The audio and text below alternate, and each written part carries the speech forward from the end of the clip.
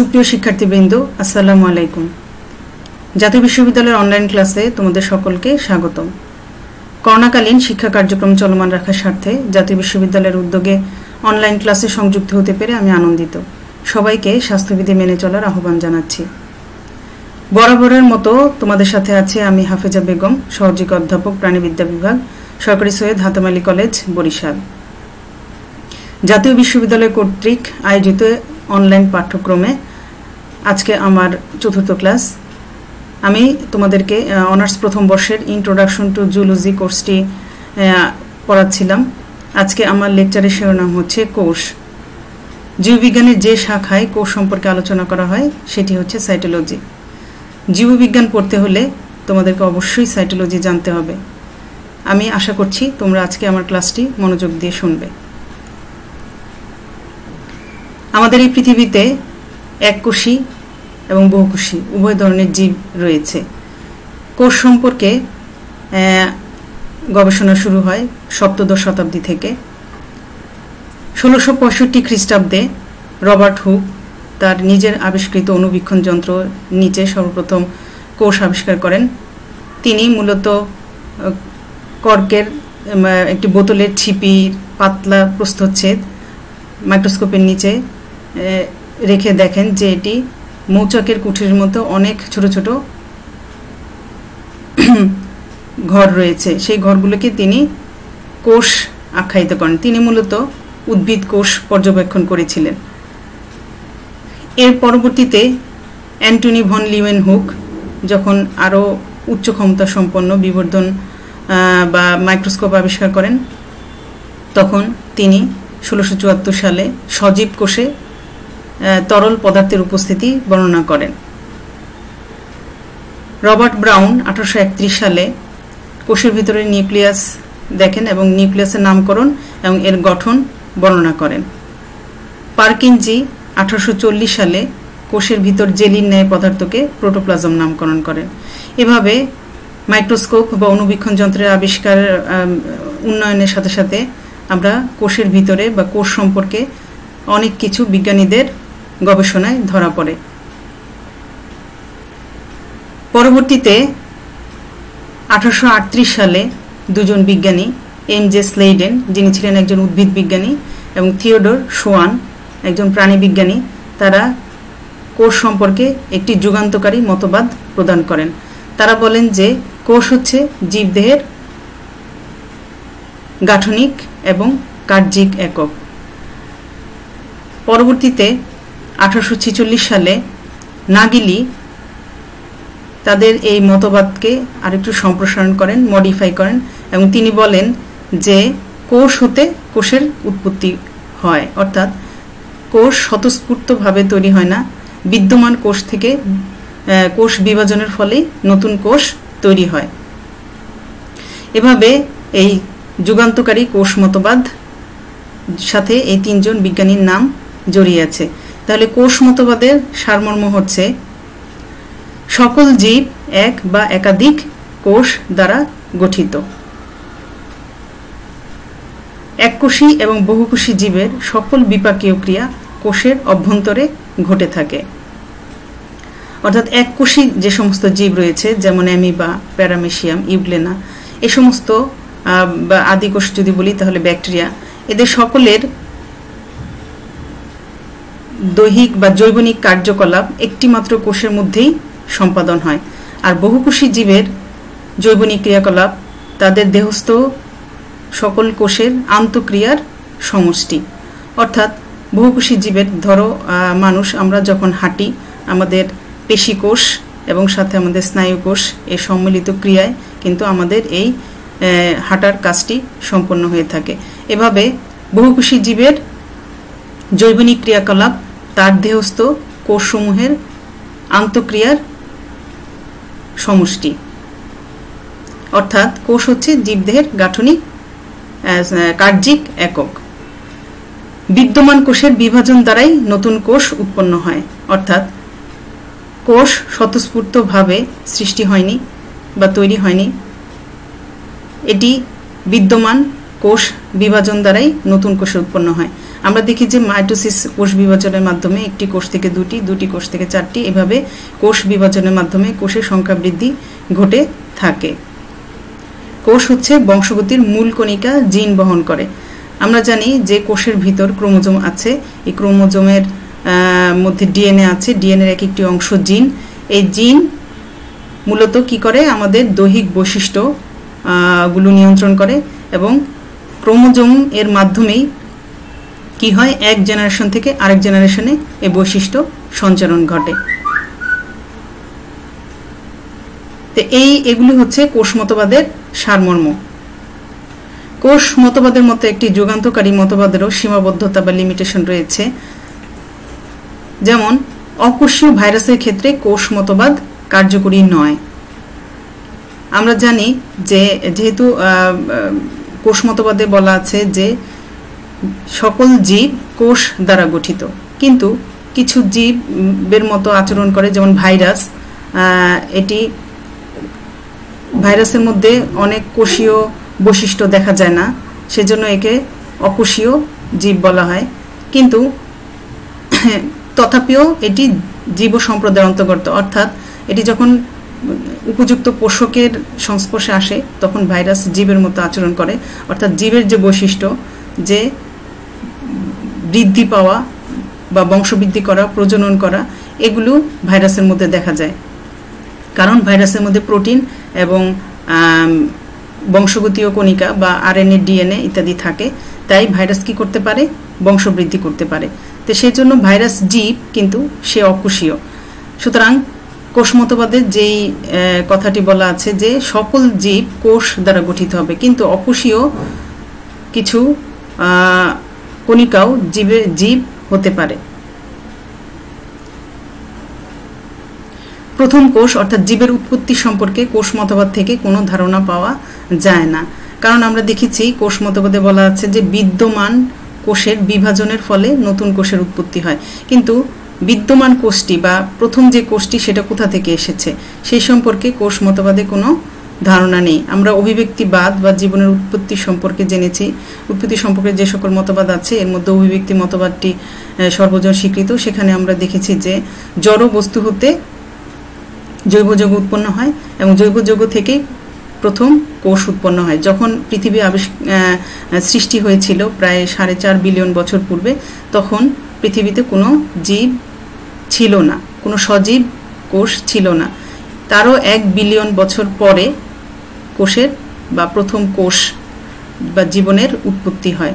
সুতরাং প্রথম বিদ্যমান কোষ থেকেই যে নতুন কোষ উৎপত্তি হবে, এর সাথে এই কথাটির বা প্রথম কোষের উৎপত্তি সম্পর্কে কোষ মতবাদে কোনো ধারণা পাওয়া যায় না। তাহলে কোষ মতবাদ অনুসারে আমরা কোষের সংজ্ঞায় কি বলতে পারি?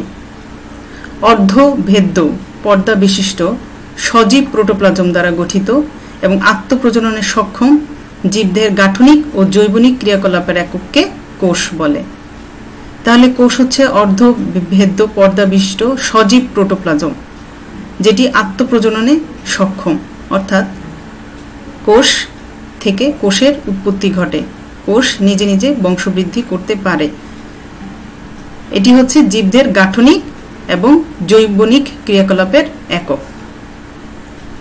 তাহলে আমরা এইভাবে কোষ মতবাদের আলোকে কোষকে এইভাবে সংজ্ঞায়িত করতে পারি। কোষের কিছু বৈশিষ্ট্য রয়েছে, যে রাসায়নিক অদ্বিতীয়তা, তার মানে কেমিক্যাল ইউনিকনেস বলতে এটাই বোঝাচ্ছে যে আমাদের এককোষী জীব হোক বা বহুকোষী জীব হোক, বহুকোষী জীবেরও বিভিন্ন ধরনের কোষ থাকে। প্রত্যেকটি ধরনের কোষেরই একটি কমন রাসায়নিক গঠন রয়েছে। সব কোষের মধ্যেই যে জৈব যে প্রোটোপ্লাজম রয়েছে এবং প্রোটোপ্লাজমের ভিতরে যে জৈব অজৈব যৌগগুলো রয়েছে সেগুলো প্রায় অদ্বিতীয় বা গঠন একই রকম। যেমন প্রত্যেক কোষই কিছু কমন জৈব যৌগ, যেমন প্রোটিন, শর্করা, লিপিড, নিউক্লিক অ্যাসিড, এইগুলো দিয়ে গঠিত। সুতরাং কোষের মধ্যে রাসায়নিক অদ্বিতীয়তা হলো কোষের একটি বৈশিষ্ট্য। জটিল সংগঠন। কোষের ভিতর প্রোটোপ্লাজমে বিভিন্ন ধরনের কোষীয় অঙ্গাণু, তারপরে জৈব যৌগ ইত্যাদি নিয়ে কোষ একটি জটিল সংগঠন বিশিষ্ট একক সত্তা। বিপাক ক্রিয়া, কোষের মধ্যে সকল বিপাক ক্রিয়া সংঘটিত হয়ে থাকে। আমরা জানি বিপাক ক্রিয়া মূলত কোষের মধ্যে দুই ধরনের, একটি হচ্ছে অপচিতি এবং উপচিতি। উপচিতি হচ্ছে একটি গঠনমূলক ক্রিয়া, বিপাক ক্রিয়া, আর অপচিতি হচ্ছে ভাঙ্গনমূলক বিপাক ক্রিয়া। উপচিতি আমরা বলতে পারি যেমন অ্যামাইনো অ্যাসিড থেকে যদি প্রোটিন তৈরি হয়, বা গ্লুকোজ যখন আমাদের পেশি কোষে গ্লাইকোজেন হিসেবে সঞ্চিত হয় তখন কি হয়, গ্লুকোজ থেকে গ্লাইকোজেন সংশ্লেষিত হয়, এটি হচ্ছে একটি উপচিতিমূলক বা সংশ্লেষণমূলক ক্রিয়া। আর যদি যখন আমাদের দেহে শক্তির প্রয়োজন হয় তখন যদি গ্লাইকোজেন ভেঙে গ্লুকোজে পরিণত হয়, এটা হচ্ছে ভাঙ্গনমূলক বা অপচিতিমূলক বিপাক ক্রিয়া। এবং এই গ্লুকোজ আবার ভেঙে শক্তি উৎপাদন হয়, এটাও একটি অপচিতিমূলক ক্রিয়া। সুতরাং এই অপচিতি এবং উপচিতি অর্থাৎ বিপাক ক্রিয়া কোষের মধ্যেই সংঘটিত হয়, এবং এই বিপাক ক্রিয়ার ফলেই আমরা কি করতে পারি, শক্তি পাই, এবং শক্তির বলেই আমরা আমাদের জীবন পরিচালিত হয়। কোষ কি করে, প্রজনন সম্পাদন করে, অর্থাৎ কোষ বংশবৃদ্ধি করতে পারে, কোষ থেকে কোষের উৎপত্তি হয়, কোষের বর্ধন বা বৃদ্ধি দেখা যায়। অর্থাৎ কোষ যখন বিভাজনের মাধ্যমে নতুন কোষ উৎপন্ন হয়, সেই কোষ বৃদ্ধি পায়, বৃদ্ধি পেয়ে যখন ম্যাচিউর হয় তখন সে আবার বংশবৃদ্ধি বা প্রজনন বা বিভাজনের মাধ্যমে আবার নতুন কোষ তৈরি করে। কোষ হচ্ছে জেনেটিক কোড, মানে কোষের ভিতরে জেনেটিক কোড থাকে। আমরা জানি কোষের ভিতর ক্রোমোজোম থাকে। ক্রোমোজোম হলো এক ধরনের নিউক্লিয় প্রোটিন, এটি নিউক্লিক অ্যাসিড মানে ডিএনএ, আরএনএ ইত্যাদি দ্বারা গঠিত। এই ডিএনএর একটি অংশ বা ডিএনএ নিউক্লিওটাইড দ্বারা গঠিত। ডিএনএ মূলত নিউক্লিওটাইডের পলিমার, অনেকগুলি নিউক্লিওটাইড পরপর সংযুক্ত হয়ে ডিএনএ গঠন করে। এই ডিএনএর 3টি নিউক্লিওটাইড নিয়ে একটি কোড গঠিত হয়, যেই কোডটি একটি নির্দিষ্ট অ্যামাইনো অ্যাসিডকে নির্দেশ করে, এবং এইভাবে অনেকগুলি অ্যামাইনো অ্যাসিড মিলে প্রোটিন গঠিত হয়। কোষ মূলত প্রোটিন তৈরির মাধ্যমেই তার বৈশিষ্ট্য বা কাজ করে থাকে। সুতরাং জেনেটিক কোড হলো কোষের একটি বৈশিষ্ট্য। কোষ বিভিন্ন আকৃতির হতে পারে, শুধু যে গোলাকার হবে কোষ তা না, কোষ মাকু আকৃতির হতে পারে, যেমন আমাদের মাসল সেলগুলো মাকু আকৃতির, ব্লাড সেল বর্তুল আকৃতির, এই যে বোন সেল এটা হলো অ্যামিবার মতো বিভিন্ন ক্ষণপ সৃষ্টিকারী cell, sperm cell, ovum, nerve cell বা স্নায়ু কোষ এরকম দেখতে। তাহলে বিভিন্ন আকৃতির কোষ দেখা যায়। কোষের সাইজ, কোষ বিভিন্ন সাইজের হতে পারে। কোষের সাইজ পরিমাপের জন্য যে একক, সেই এককগুলো আমাদের জানতে হবে। আমরা জানি যে বৃহত্তম কোষ হচ্ছে উটপাখির ডিম, দীর্ঘতম কোষ হচ্ছে স্নায়ু কোষ, আর ক্ষুদ্রতম কোষ হচ্ছে মাইকোপ্লাজমা। কোষের পরিমাপ বা করার জন্য যে এককগুলো, সেগুলো আমি তোমাদেরকে এখন একটু বলতে চাই, কেননা এগুলো যদি তোমরা প্রথম বর্ষে না পড়ো তাহলে তোমাদের জন্য পরবর্তী স্টাডিতে অসুবিধা হবে। এককগুলো আমি একটু বলি। মিটার, সেন্টিমিটার মানে বড় থেকে ছোট অনুসারে, metre, centimetre, millimetre, micrometre, nanometre, angstrom. এভাবে 1 মিটার সমান 100 সেন্টিমিটার, 1 সেন্টিমিটার সমান 10 মিলিমিটার, 1 মিলিমিটার সমান 1000 মাইক্রোমিটার, 1 মাইক্রোমিটার সমান 1000 ন্যানোমিটার, 1 ন্যানোমিটার সমান 10 অ্যাংস্ট্রম। এখানে তোমার লেখা আছে, তোমরা পরে দেখে নিও। তার মানে যদি আমরা পরিমাপ দেখি মিটার থেকে, তাহলে মিটার এখানে সবচেয়ে বড়, আর অ্যাংস্ট্রম হলো সবচেয়ে ছোট একক। এখন দেখো এখানে যে 1 মিটার উচ্চতা সম্পন্ন একজন অ্যাডাল্ট ফিমেল উটপাখির ডিম এর সাইজ প্রায় 100 মিলিমিটারের চেয়েও সামান্য বড়, এবং 100 মিলিমিটারের চেয়ে কিছুটা কম হচ্ছে চিকেন এগ, যেটা আমরা দেখি, তোমরা তুলনা করতে পারবে। 10 মিলিমিটারের চেয়ে চিকেন এগ কিছুটা ছোট। ফ্রগ এগ 1 মিলিমিটার, আর হিউম্যান এগ 100 মাইক্রোমিটার চেয়ে কিছুটা কম, মানে ফ্রগ এগের চেয়ে প্রায় 10 গুণ ছোট হচ্ছে হিউম্যান এগ।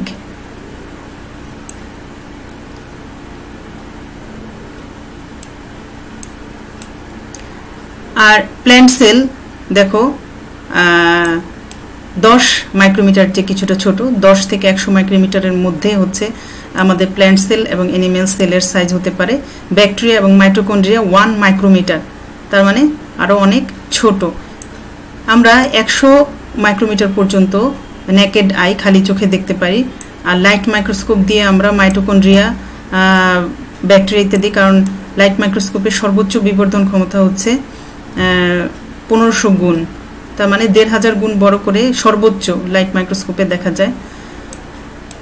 আর এর চেয়েও ছোট যদি আমরা দেখতে চাই, তাহলে যদি আমরা ভাইরাস দেখতে চাই তাহলে আমাদের ইলেকট্রন মাইক্রোস্কোপ লাগবে। এই ভাইরাসের সাইজ 100 ন্যানোমিটার থেকে আরও ছোট, এবং এই যে অ্যাটম পরমাণু সেটাও 0.1 ন্যানোমিটার। লিপিড, প্রোটিন, এগুলো আমাদের দেখতে হলে ইলেকট্রন মাইক্রোস্কোপ লাগবে, এগুলোর সাইজ 1 ন্যানোমিটার বা 10 ডিগ্রি অ্যাংস্ট্রম এর মতো। সুতরাং এই যে তুলনামূলক যে জিনিসটি দিল তা তোমরা এই ছবির মাধ্যমে পরিমাপটাই বুঝতে পারবে। কোষের প্রকারভেদ, বিভিন্ন ধরনের কোষ রয়েছে। নিউক্লিয়াসের গঠনের উপর ভিত্তি করে কোষ হচ্ছে আদি কোষ এবং প্রকৃত কোষ। প্রো মিন্স আদি, ক্যারিয়ন শব্দের অর্থ নিউক্লিয়াস। যাদের নিউক্লিয়াস সুগঠিত নয়, সুগঠিত বলতে এখানে নিউক্লিয়াস যদি নিউক্লিয়ার পর্দা দ্বারা আবৃত না থাকে তখন আমরা এটাকে বলি সুগঠিত বা সুসংগঠিত নিউক্লিয়াস নয়। এই ধরনের নিউক্লিয়াস যে বহন করে তাকে বলা হয় প্রোক্যারিওট, আর যাদের নিউক্লিয়াস সুসংগঠিত তাদেরকে বলা হয় প্রকৃত কোষ। কোষের নিউক্লিয়াসে অবস্থিত ক্রোমোজোমের সংখ্যার উপর ভিত্তি করে দুই ধরনের হতে পারে, এটা হচ্ছে ডিপ্লয়েড কোষ এবং হ্যাপ্লয়েড কোষ। ক্রোমোজোমের সংখ্যা, তার মানে 2 সেট, যে সকল কোষে 2 সেট ক্রোমোজোম থাকে তাকে বলা হয় ডিপ্লয়েড কোষ, আর যদি 1 সেট ক্রোমোজোম থাকে তাহলে বলা হয় হ্যাপ্লয়েড কোষ। যেমন মানুষের বেলায় দেহকোষ হচ্ছে ডিপ্লয়েড, তার মানে সেখানে 46টি করে ক্রোমোজোম থাকবে, আর জনন কোষ হচ্ছে হ্যাপ্লয়েড, জার্ম লাইন সেল, তার মানে এখানে 23টি ক্রোমোজোম থাকবে। অবস্থান ও কার্যভেদে কোষ দুই ধরনের। দেহকোষ, যে সকল কোষ আমাদের দেহ গঠন করে তাদেরকে বলা হয় দেহকোষ, যেমন পেশি কোষ, স্নায়ু কোষ, যকৃৎ কোষ ইত্যাদি, এগুলো হচ্ছে দেহকোষ। আর জনন কোষ হলো যারা জননে অংশগ্রহণ করে। জনন কোষগুলো মূলত হ্যাপ্লয়েড প্রকৃতির হয়ে থাকে। আমরা যদি এখন কোষের সংগঠনটা দেখি, যেহেতু আমরা প্রাণী বিজ্ঞান পড়ছি, আমরা প্রাণী কোষ সম্পর্কে, প্রাণী কোষের সংগঠন দেখব। যে প্রাণী কোষকে মূলত 2টি অংশে ভাগ করতে পারি আমরা। প্রথমে একটি হচ্ছে প্লাজমা মেমব্রেন, এটা হলো প্রোটোপ্লাজম। প্লাজমা মেমব্রেন হচ্ছে কোষের বাহিরের এই আবরণটিকে বলা হয় প্লাজমা মেমব্রেন। এই প্লাজমা মেমব্রেনের ভিতরে যা সজীব যে উপাদানগুলো আছে সেটি হচ্ছে প্রোটোপ্লাজম। প্রোটোপ্লাজমকে আবার সাইটোপ্লাজম এবং নিউক্লিয়াস এই 2টি অংশে ভাগ করা যায়। নিউক্লিয়াস হলো কোষের প্রাণকেন্দ্র, আর নিউক্লিয়াসের বাহিরের অংশটাকে বলা হয় সাইটোপ্লাজম। সাইটোপ্লাজমকে আবার 3টি অংশে ভাগ করা যায়, কোষীয় অঙ্গাণু, ডিউটোপ্লাজম এবং সাইটোপ্লাজমীয় মাতৃকা। সাইটোপ্লাজম মাতৃকা বা ম্যাট্রিক্স হচ্ছে এই ঘন জেলির মতো অংশ যেখানে কোষীয় অঙ্গাণু এবং ডিউটোপ্লাজম ভাসমান অবস্থায় থাকে। ডিউটোপ্লাজম হচ্ছে কোষীয় জড় বস্তু, যেমন প্রোটিন, শর্করা, কার্বোহাইড্রেট, কিছু জৈব যৌগ যখন মুক্ত অবস্থায় সাইটোপ্লাজমীয় মাতৃকার মধ্যে থাকে সেগুলোকে বলা হয় কোষীয় জড়বস্তু বা ডিউটোপ্লাজম। আর কোষীয় অঙ্গাণু হলো সজীব অংশ কোষের, যেই অঙ্গাণুগুলো দিয়ে কোষ তার কাজ সম্পাদন করে থাকে। কোষীয় অঙ্গাণু 2 ধরনের হতে পারে, মেমব্রেন যুক্ত অঙ্গাণু এবং মেমব্রেন বিহীন অঙ্গাণু। তার মানে কিছু কোষীয় অঙ্গাণুর মেমব্রেন রয়েছে, আবার কিছু কোষীয় অঙ্গাণুর মেমব্রেন থাকে না। মেমব্রেন যুক্ত অঙ্গাণু যেগুলো সেগুলো হচ্ছে কি মাইটোকন্ড্রিয়া, এন্ডোপ্লাজমিক রেটিকুলাম, গোলজি বস্তু, লাইসোজোম, পারঅক্সিজোম। এগুলো হচ্ছে মাইটোকন্ড্রিয়া, এন্ডোপ্লাজমিক রেটিকুলাম, এগুলো সাইটোপ্লাজমে ভাসমান অবস্থায় থাকে, সাইটোপ্লাজমীয় মাতৃকাতে। আর মেমব্রেন বিহীন অঙ্গাণু কোনগুলো? রাইবোজোম, মাইক্রোটিবিউল, সেন্ট্রিওল, এগুলো হচ্ছে মেমব্রেন বিহীন অঙ্গাণু। নিউক্লিয়াস হচ্ছে কোষের প্রাণকেন্দ্র। এই নিউক্লিয়াস আবার 4টি অংশ নিয়ে গঠিত। নিউক্লিয়ার মেমব্রেন যেটা নিউক্লিয়াসকে ঘিরে রাখে, নিউক্লিওপ্লাজম, প্রোটোপ্লাজমের যে অংশটুকু নিউক্লিয়াসের ভিতরে থাকে সেটাকে আমরা বলি নিউক্লিওপ্লাজম, নিউক্লিওলাস, আর হচ্ছে কি ক্রোমাটিন তন্তু। ক্রোমাটিন তন্তু হচ্ছে ডিএনএ দ্বারা গঠিত, ডিএনএ এবং প্রোটিন দ্বারা গঠিত। ক্রোমাটিন তন্তু মূলত একটি নিউক্লিয় প্রোটিন, এটি বংশগতীয় জিন বহন করে। এখানে আমি একটি আদর্শ প্রাণী কোষের গঠন তোমাদেরকে এখানে ছবিটি দিয়েছি। তোমরা অবশ্যই একটি আদর্শ প্রাণী কোষের স্ট্রাকচার, চিহ্নিত চিত্র, ছবি আঁকবে, এটি তোমাদের পরীক্ষায় আসতে পারে। আমরা এখন প্লাজমা মেমব্রেন এর গঠন এবং বৈশিষ্ট্য পড়ব। তা প্লাজমা মেমব্রেন কি?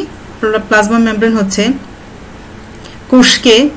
কোষের যে প্রোটোপ্লাজম রয়েছে সেই প্রোটোপ্লাজমকে ঘিরে থাকে যেই একটি পর্দা বা আবরণ, তাকে বলা হয় প্লাজমা মেমব্রেন। এটি কোষের প্রোটোপ্লাজম বেষ্টনকারী, অর্থাৎ এটি কোষের প্রোটোপ্লাজমকে বেষ্টন করে থাকে। প্লাজমা মেমব্রেন সজীব। সজীব আমরা কিভাবে বুঝবো? এটি উদ্দীপনায় সাড়া প্রদান করে। সক্রিয়, আণুবীক্ষণিক। প্লাজমা মেমব্রেনকে খালি চোখে দেখা যায় না, এটি মাইক্রোস্কোপিক। প্লাজমা মেমব্রেন স্থিতিস্থাপক এবং নমনীয়। স্থিতিস্থাপকতা এবং নমনীয়তার জন্যই প্লাজমা মেমব্রেন কিন্তু তাদের আকৃতি পরিবর্তন করতে পারে।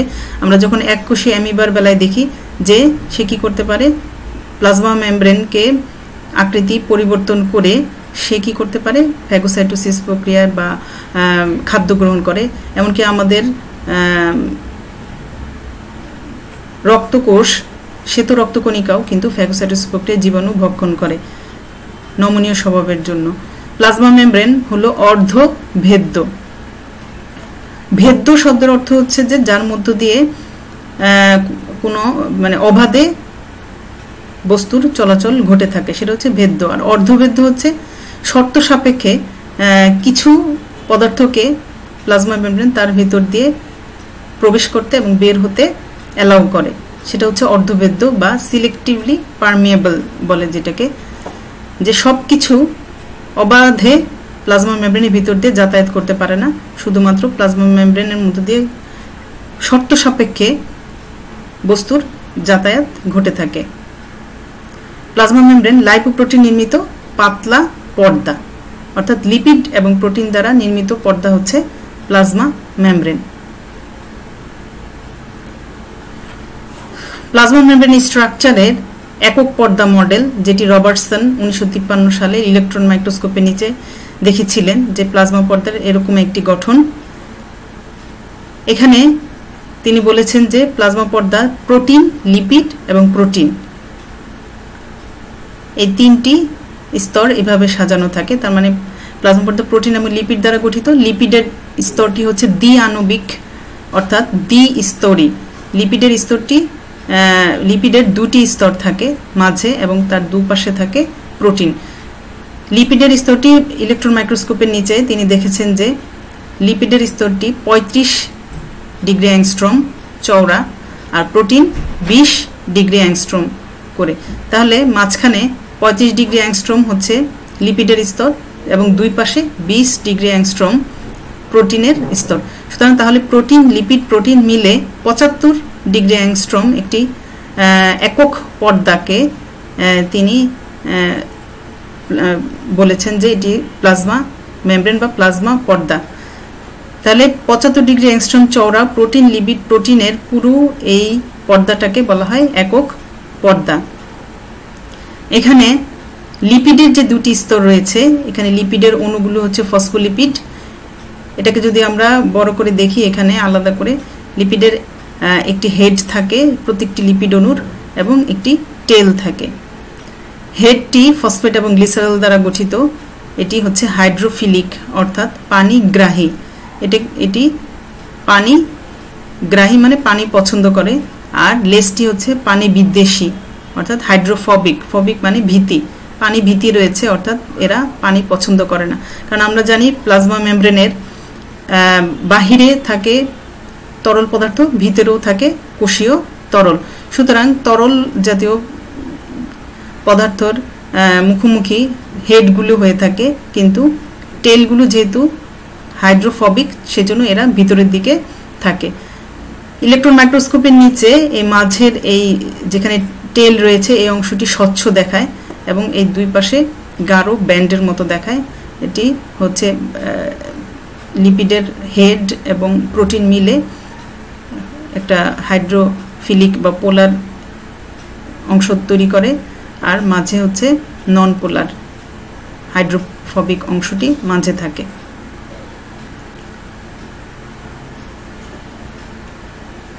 একক পর্দা, রবার্টসনের একক পর্দা মডেলের একটু সম্প্রসারণ হচ্ছে ফ্লুইড মোজাইক মডেল। সিঙ্গার এবং নিকলসন 1972 সালে এই ফ্লুইড মোজাইক মডেল এর বর্ণনা দেন। তারা বলেছেন যে লিপিডের দ্বিস্তরী লিপিডের মাঝে প্রোটিন কন্টিনিউয়াসলি থাকে না, কিন্তু মাঝে মাঝে প্রোটিন থাকে।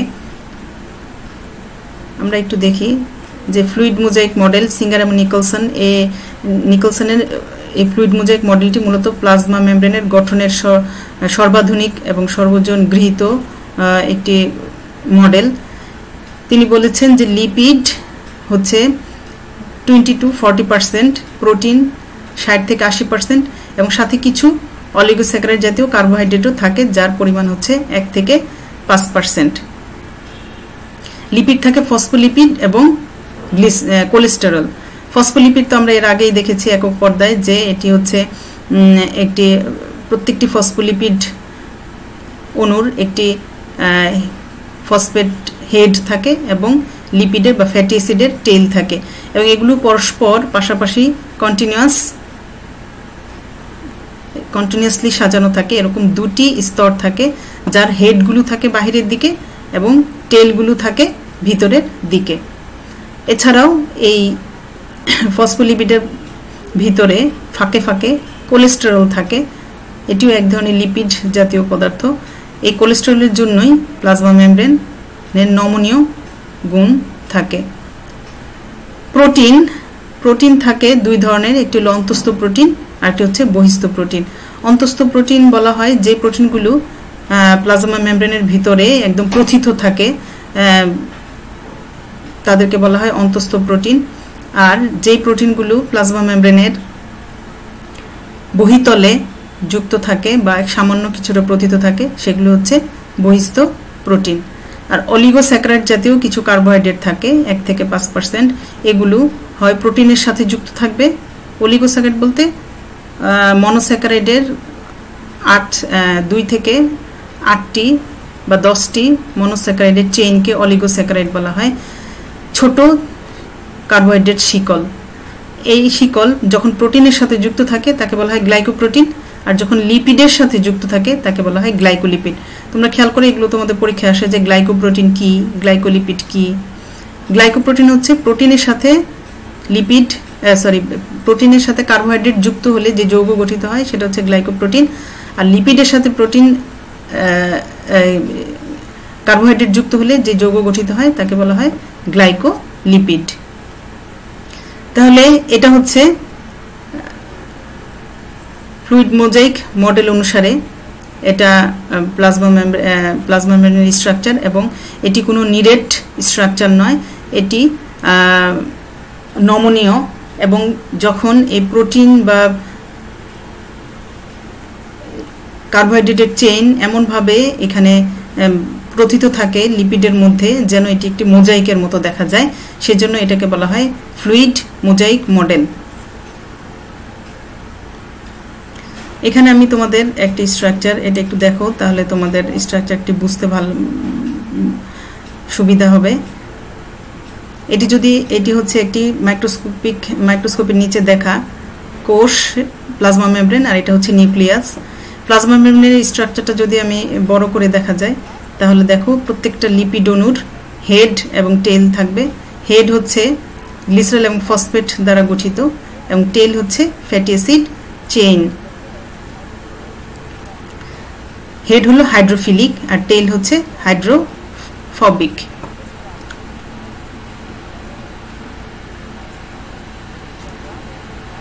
এটা তরলের মতো, মানে এই লিপিডটা এমনভাবে সাজানো থাকে যে এটা তরলের মতো আন্দোলিত হয়।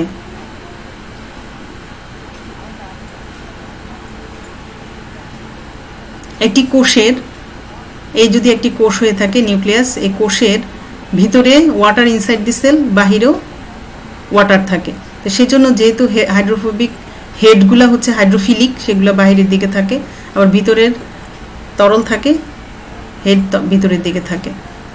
এগুলো হচ্ছে প্রোটিন। প্রোটিনের সাথে যখন কার্বোহাইড্রেট চেইন তখন এটি গ্লাইকোপ্রোটিন গঠিত হয় এবং আমাদের প্লাজমা মেমব্রেনটি নিরেট নয়, এটি এরকম ভাসমান তরলের মতো আন্দোলিত হয়, সেজন্য এটাকে বলা হয় ফ্লুইড মোজাইক মডেল। গ্লাইকোপ্রোটিনটি used as an identifier by the immune system. Immune সিস্টেমে এটি আইডেন্টিফায়ার হিসেবে কাজ করে এই glycoprotein.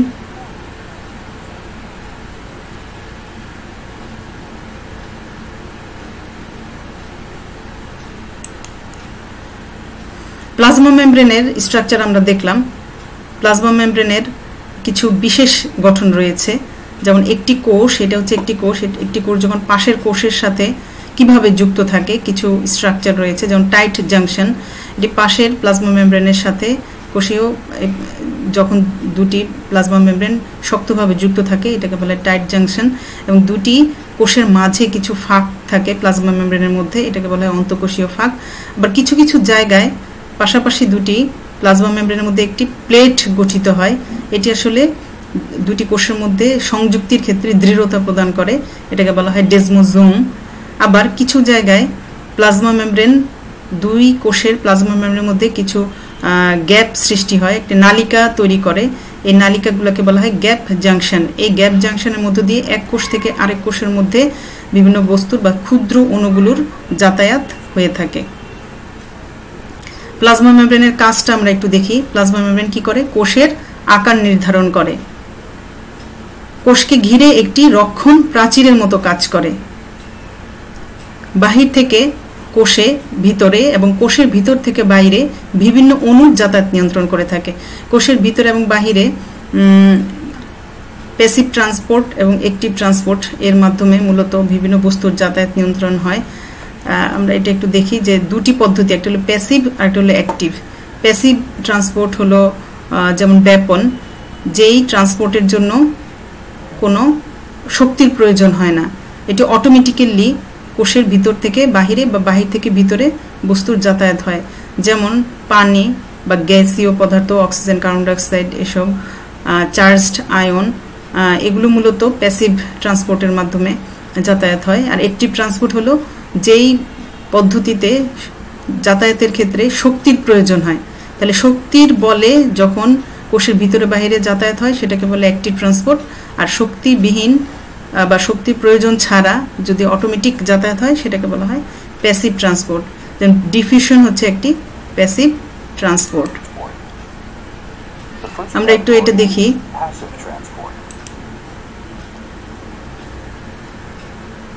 No energy input required for passive transport.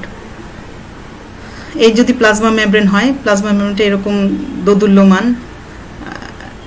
নমনীয়, এর মধ্য দিয়ে অবাধ মানে কোনো রকম শক্তি ছাড়াই অটোমেটিক্যালি হায়ার কনসেন্ট্রেশন এরিয়া থেকে লোয়ার কনসেন্ট্রেশন এরিয়াতে যখন দ্রব্যের অণু চলছে সেটা হচ্ছে প্যাসিভ ট্রান্সপোর্ট। এটা হচ্ছে অ্যাক্টিভ ট্রান্সপোর্ট, যেখানে যে শক্তির প্রয়োজন হচ্ছে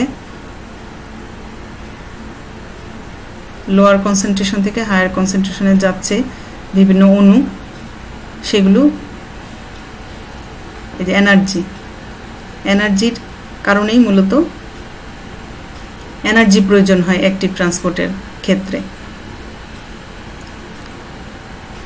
প্লাজমা পর্দায় কোষ চিহ্নিতকরণ অঞ্চল রয়েছে, এর ফলে শ্বেতকণিকা কি করতে পারে, ব্যাকটেরিয়া অন্যান্য জীবাণু চিহ্নিত করতে পারে। আমরা দেখেছি যে গ্লাইকোপ্রোটিন বা গ্লাইকোলিপিড এগুলো কি করে, ব্যাকটেরিয়া এবং অন্যান্য জীবাণুকে চিহ্নিত করতে পারে। শ্বেতকণিকা যখন ব্যাকটেরিয়া বা অন্যান্য জীবাণু চিহ্নিত করে, তার কোষের গায়ে প্লাজমা মেমব্রেনে কোষ চিহ্নিতকরণ অঞ্চল রয়েছে।